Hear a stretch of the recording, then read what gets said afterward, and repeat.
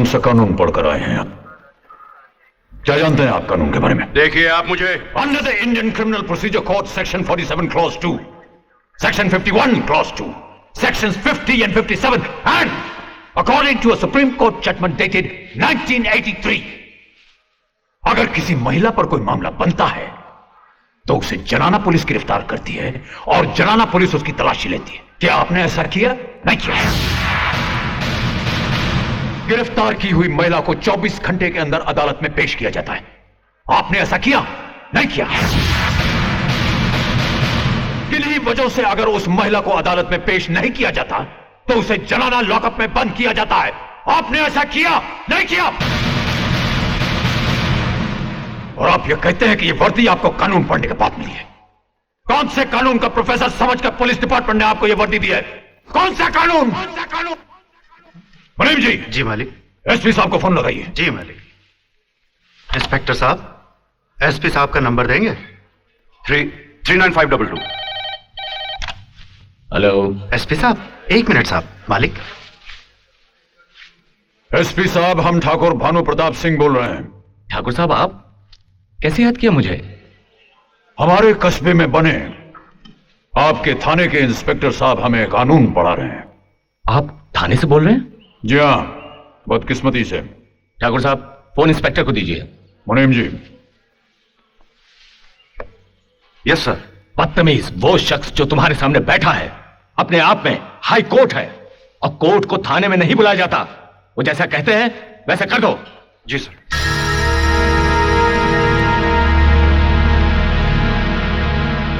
लड़की को छोड़ दो। छोड़ दिया सर।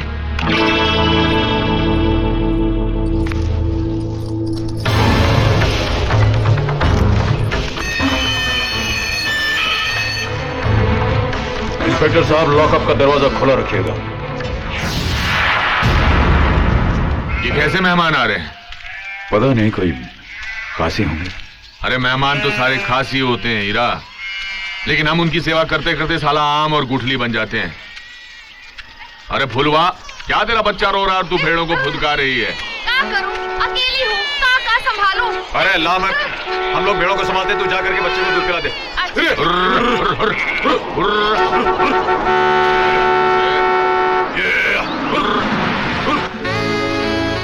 ये बीच रास्ते में कौन चल रहा है? ए बकरी, बाजू हटो। हमको नहीं, भेड़ों को कह रही है। इडियट्स, हॉर्न बजा रहे हो, सुनाई नहीं देता है क्या? हमें सुनाई देता है, भेड़ों को सुनाई नहीं देता। इतनी भी कॉमन सेंस नहीं है क्या? क्या बोले थे? अंग्रेजी में तेरी समझ में नहीं आई। अंकल जाइए ना, उन गधों को हटाइए ना। अभी हटाता हूँ। इनकी ऐसी की तैसी। अरे यार, तुम लोग भेड़ हाँक रहे हो या नई नवेली दुल्हन को सिनेमा दिखाने ले जा रहे हो? नई नवेली दुल्हन को सिनेमा कैसे ले जाते हैं हमें नहीं मालूम। हमारी अभी तक शादी नहीं हुई। ये काम कुमार या रंगरूटी कर सकते हैं। देखो मैं कैसे हाँकता हूँ। अंकल ये क्या कर रहे हैं आप? जल्दी हटाइए ना। ओ मैडम, ये भेड़े हैं, वेलसमा पीटी उषा नहीं जो हिरन की तरह भागेगी। अरे भाई, तुम इतनी भेड़ बकरियां लेके जा कहाँ रहे हो? इंजीनियरिंग कॉलेज में दाखिला दिलाने। मुझे क्या बेवकूफ समझता है? ये रास्ता भरतपुर जाता है। ऐसे जाने से हाथ अकड़ जाता है, हाथ नीचे करके जाना। और सुनो, क्या है? भरतपुर क्या करने जा रहे हो? वहां जाकर 2 भैंसे खरीदूंगा, उनको मेडिकल कॉलेज में दाखिला दिलाऊंगा। इडियट। एक मिनट, उधर से मत जाना। आगे पुलिया टूटी हुई है। पुलिया टूटी हुई है? हाँ, पुलिया टूटी है। तुम ऐसा करो, वापस 10 किलोमीटर जाओ, फिर दाएं मुड़ जाओ, फिर बाएं मुड़ जाओ, फिर दाएं मुड़ जाओ, सामने भरतपुर होगा। अरे बैठने तो दे। क्या हुआ अंकल? अरे 10 किलोमीटर पीछे चलो, पुल टूटा हुआ है आगे। Oh my God.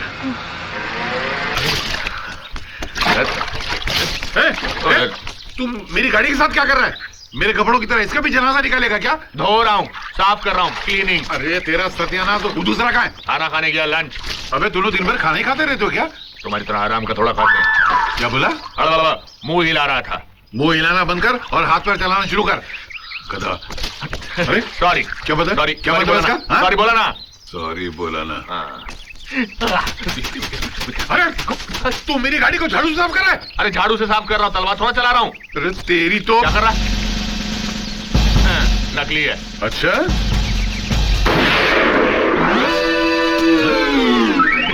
अब करो।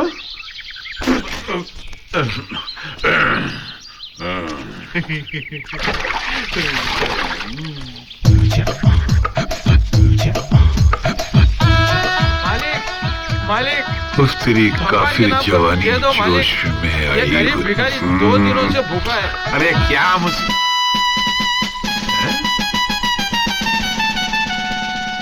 पैसा डालिए मालिक। लगता है आपका मुझसे बुरा हाल है। इससे ज्यादा तो मैं भिखारियों को दे देता हूँ। इधर आ। ये कपड़े कहाँ से मिले तुझको? ये तो इस बंगले के मालिक ने दिए हैं। भगवान उन्हें कपड़े की मिल का मालिक बना दे। इसका कॉलर किधर है? इसका कॉलर तो उन्होंने निकाल लिया। कह रहे थे घर में कोई शहरी कुत्ता आया है। कुत्ता? हाँ, उसके गले में पट्टा डालना है। वो देखो मालिक आ गए। ये मालिक है। मालिक आप क्यों नर्वस आ गए? ये आपसे बड़ा दानी नहीं है। नहीं, ये देखिए 10 पैसा दिया भिखारी ने। मालिक हाँ? इनको बुला रही है। कौन है? अरे कहाँ गया? तो कहाँ है? बस माँ, बस एक और आकर तुम्हारे बाबूजी ने अचानक तुम्हारी बहन की मंगनी तय की है। मुझे पता नहीं था बेटे कि तुम्हें मालूम नहीं। मालूम होता भी तो क्या कर लेता माँ। इतना तो मैं जानता ही हूं कि इस घर में मेरी हैसियत एक नौकर की है और नौकरों को हर एक बात थोड़ी ना बताई जाती। माँ अगर पुनर्जन्म होता है तो मैं फिर से तुम्हारा और बाबूजी का बेटा बनना चाहूंगा। जो इस जन्म में नहीं मिला शायद उस जन्म में मिल जाए। क्या बात करने के लिए आपने मुझे यहां बुलाया?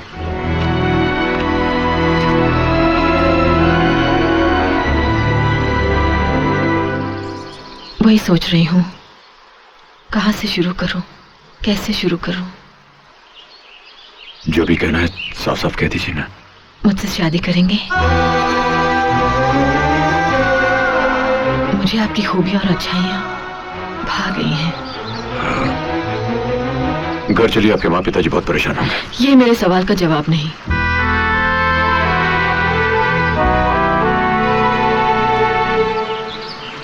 अनपढ़ के पास पढ़े लिखों के सवाल का जवाब नहीं होता।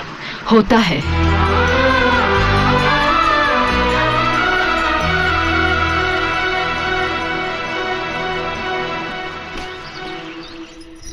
मैं आपके टूटे दिल पर तरस खाने नहीं आई, बल्कि इसलिए आई हूं कि आपसे जुड़ने के बाद कभी मेरा दिल नहीं टूटेगा। देखिए, मेरा मेरे परिवार और तकदीर दोनों से अनबन है। मुझसे गम या खुशी कोई भी चीज संभाली नहीं जाती। गौरी आपकी जिंदगी से जा चुकी है, फिर भी आप उसकी यादों को संभाले हुए हैं। फिर मेरा प्यार क्यों नहीं संभलेगा? मैंने गौरी को भुला दिया है। नहीं, गौरी ने आपको भुला दिया है। प्यार 2 दिलों की दास्तान है। ऐसे साथी के जाने का क्या गम जिसके पास दिल को समझने वाला दिल ही ना हो। गौरी की गलतियों को अपने सर लेकर आपने उसका भला ही चाहा। आपकी यही खूबी मुझे आपके करीब ले आई। मुझे आपसे प्यार हो गया है। अब मेरे साथ वो मत कीजिएगा जो गौरी ने आपके साथ किया। थोड़े दिनों में बहुत से सपने देख लिए मैंने। अब नींद से जगाना या नींदें उड़ाना आपके हाथ में है। कल सुबह मैं इसी जगह आपका इंतजार करूंगी।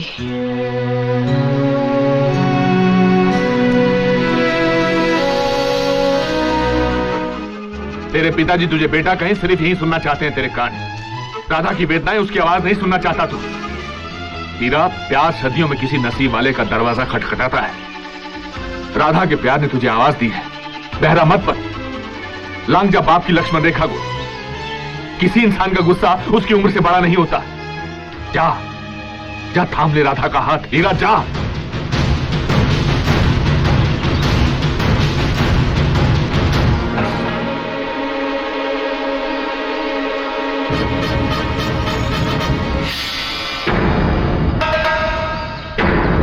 बाबूजी, आपके फैसले को आपके सिवा कोई बदल नहीं सकता। आज तक सुहागनों को आपने सदा सुहागन का आशीर्वाद दिया है। मेरा सुहाग उजाड़कर क्या आप मेरी विधवा होने का कारण बनेंगे?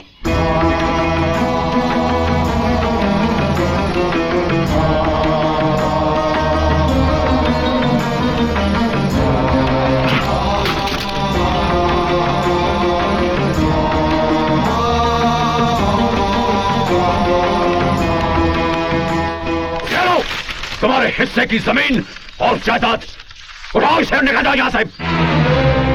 तुम हमारे खून का सबसे बदनाम खतरा हो, इस हवेली का सबसे बेकार हिस्सा, और उससे भी बेकार है ये लड़की जिसने तुम्हारा हाथ थामा है। दबाओ जाओ यहां से, इस घर में तुम्हारे लिए कोई जगह नहीं। तुम दोनों की अगर किसी ने सूरत भी देखी तो ये भानु प्रताप उसकी शक्ल नहीं देखेगा।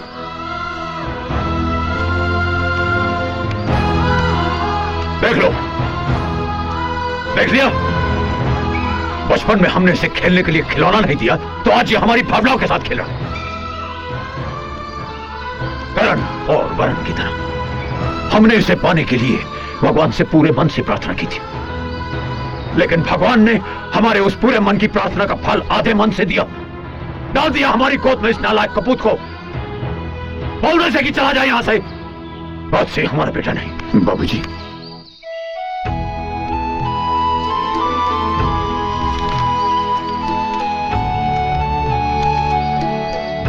जब मैं आपका बेटा नहीं रहा तो फिर आपकी इस जायदाद में मेरा हिस्सा कैसा?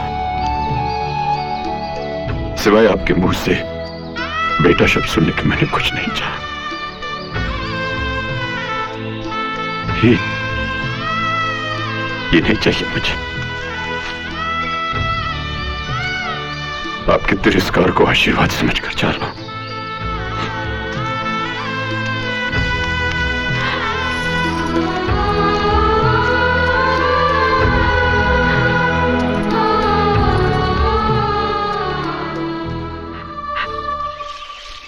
क्या हुआ मोहन? पता नहीं, कुछ खराबी आ गई है। Oh shit. मैं मैकेनिक को ढूंढ कर लाता हूँ अभी।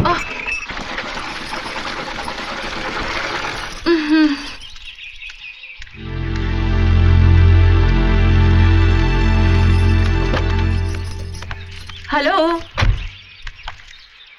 तुम यहाँ इस गांव में रहती हो? मैंने तो सोचा था हीरा के लिए तुम अपने माँ बाप को ठुकरा कर आई हो तो बड़ी शान से किसी बंगले में रहती होगी, मगर तुम्हारी हालत तो शादी के बाद लड़की का सरनेम बदलता है, पर तुम्हारी तो किस्मत ही बदली हुई लगती है। अब तो कलेक्टर बनने का ख्याल भी दिमाग से निकल गया होगा। अच्छा है, गरीबी जब इम्तिहान लेती है तो कलेक्टरी तो दूर, क्लर्क की ट्रेनिंग में भी फेल हो जाते हैं। अब तुम समझी मैंने हीरा से शादी क्यों नहीं की? क्योंकि मैं तुम्हारी तरह जिंदगी रसोई और बच्चों की झंझट में गंवाना नहीं चाहती थी। जिंदगी गुजारने के लिए सिर्फ प्यार ही काफी नहीं है। मुझे देखो, जमीन पर पांव कभी कभी रखती हूँ, और तुम सपनों को खरीदना चाहती हो, मगर हाथ में खोटा सिक्का तक नहीं। तुम एक पढ़ी लिखी बेवकूफ हो।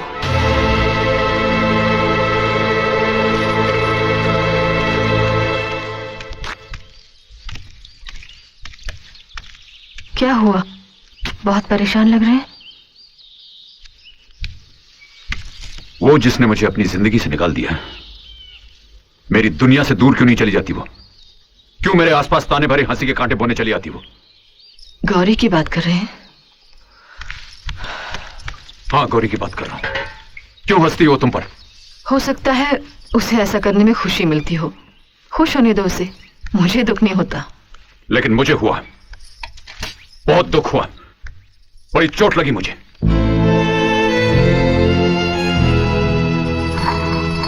देखो राधा, मैं जैसा हूं अब ऐसे ही रहूंगा। ये सच है कि मैं एक बहुत बड़े पेड़ की टहनी हूं, पर अब पेड़ से टूट चुका हूं, कट चुका हूं। मेरा अपना कोई भविष्य नहीं। लेकिन मैं चाहूंगा कि तुम अपना सपना पूरा करो। अब मेरा कोई भी सपना मेरा नहीं रहा। अब सब कुछ आपसे शुरू और आप ही पर खत्म। तो फिर मेरे लिए तुम कलेक्ट्री की पढ़ाई करो। मैं दिन रात मेहनत करूंगा, अपने आप को गिरवी रखकर मैं तुम्हारे लिए पैसे जमा करूंगा। जितनी ऊंचाई तुम्हारी होगी उतना ही ऊंचा मेरा कद होगा।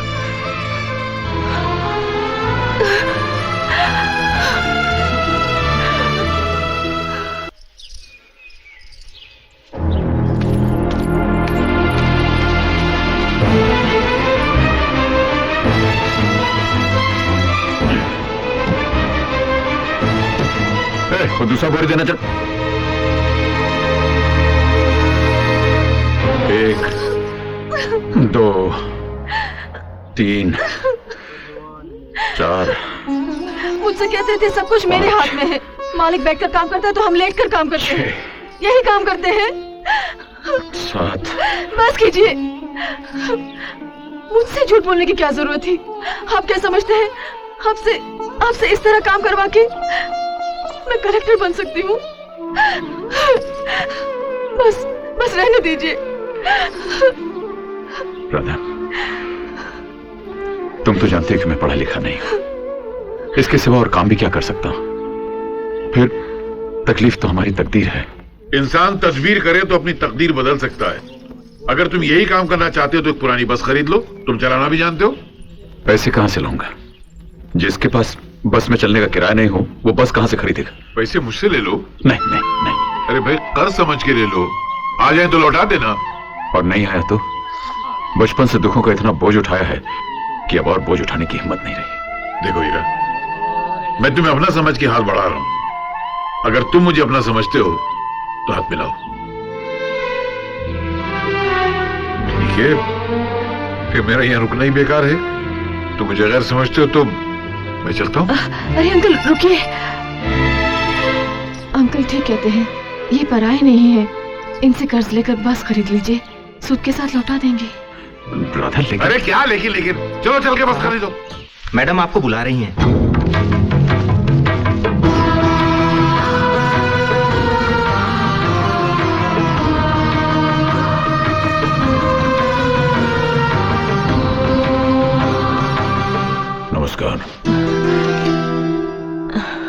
नमस्कार, बैठिए।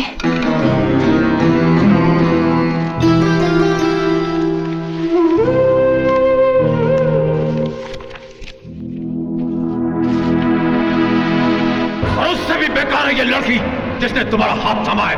दबाओ जाए यहाँ से। इस घर में तुम्हारे लिए कोई जगह नहीं। तुम दोनों की अगर किसी ने सूरत भी देखी तो ये बनता उसकी शक्ल नहीं देखेगा। आपकी अर्जी है कि सिंचाई के लिए गंगा नहर का पानी आपके तालुके में छोड़ा जाए। You please sit down. आपके तालुके को पानी देने के लिए डैम को ऑर्डर दिया जा चुका है।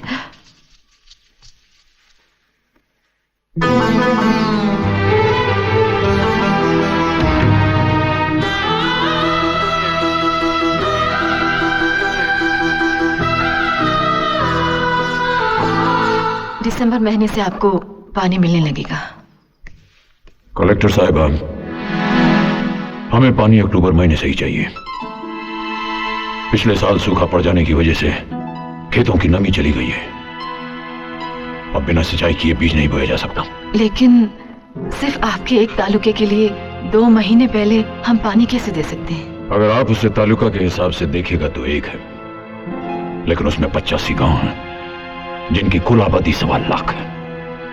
इसलिए आप उन्हें एक तालुका नहीं 1.25 लाख लोगों को देखिए। I agree with you but excuse me. Hello hello Radha, मैं पायल मल्होत्रा बोल रही हूँ। Hi Payal, how are you? I am fine. कैसे याद किया? यार अपने पति के साथ 4 साल गुजारने की खुशी में 15 तारीख को मैंने एक छोटी सी पार्टी रखी है। आई एम सॉरी पायल, मैं नहीं आ पाऊंगी। 15 तारीख को मेरे ससुर जी का जन्मदिन है। मैं और मेरे हस्बैंड उस दिन मंदिर में पूजा करते हैं। Anyway, house your son? एकदम फर्स्ट क्लास। शक्ल, अक्ल और गुण से बिल्कुल अपने दादाजी पर गया है। संभालना, कहीं अपने दादा की तरह तेरे पति को बेटा ना कहने लगे। बाय। I am sorry. मैं आपकी अर्जी को लेकर सिंचाई विभाग और डिविजनल ऑफिसर से बात करूंगी। कोशिश करूंगी कि आपके तालुके को पानी जल्दी मिल जाए। धन्यवाद।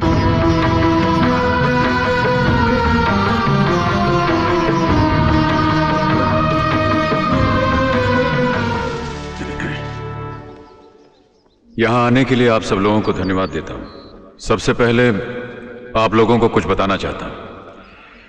अभी थोड़ी देर पहले मेजर साहब ने कहा कि यह अस्पताल बाबूजी का एक सपना था जो वो पूरा ना कर सके। मैं ये कहना चाहता हूं कि जिंदगी में कोई ऐसा काम नहीं है जो बाबूजी ना कर सके हो। दूसरा ये कि बाबूजी ने मुझे घर से नहीं निकाला। अपने पैरों पर खड़ा होने के लिए उन्होंने मुझे अपने से थोड़ा दूर रखा था।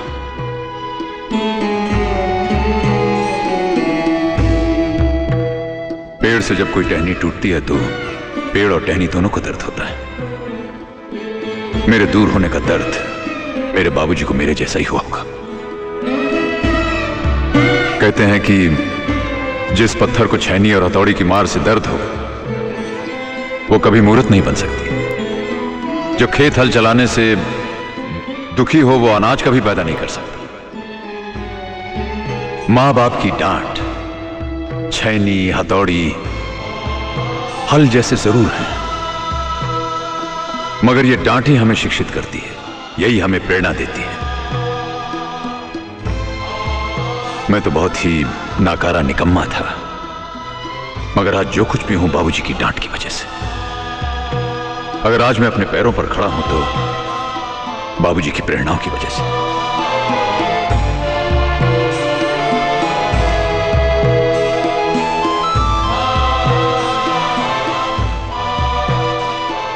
मेरे बाबूजी मुझे बहुत प्यार करते हैं। अगर आज उन्हें यह पता चल जाए कि तकदीर की क्या भाषा होती है तो वह मेरे माथे पर राजयोग लिख देते।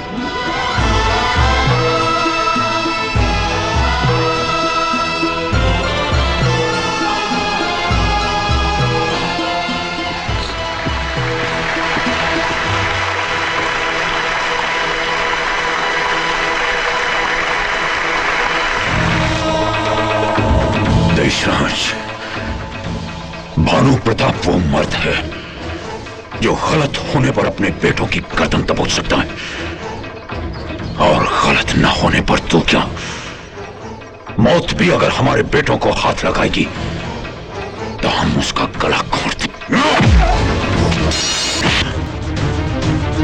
खीर में जहर तुमने मिलाया था। हमने अपनी गाड़ी में तुम्हारे केवड़े की महक महसूस की थी, लेकिन हम किसी और ख्याल में थे। नजरअंदाज कर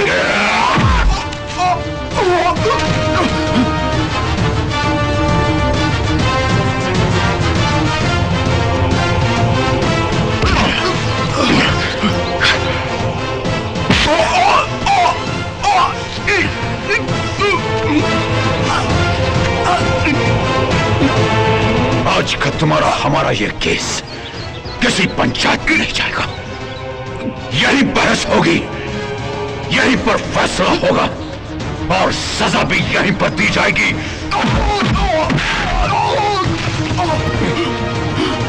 हीरा बेटे, हीरा बेटे।